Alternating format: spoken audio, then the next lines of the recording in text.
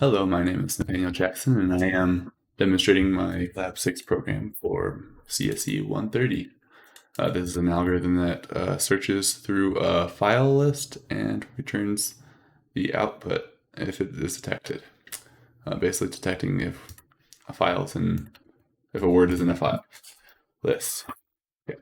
So first case, we're going to open Lab 6 empty Dixon. And it's going to tell us that it's empty. And then in the next case, we're going to look for the word trivial in this list, which is found at index 0. And then we're going to use the same list and look for a word called missing, which isn't there, and it says that the word is not found in the file. Next, we're going to look at a languages file. And and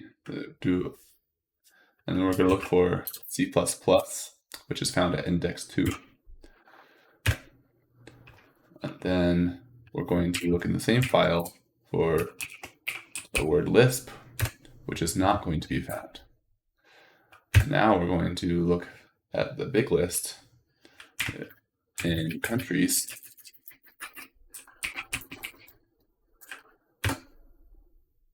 And we're going to look for United States of America.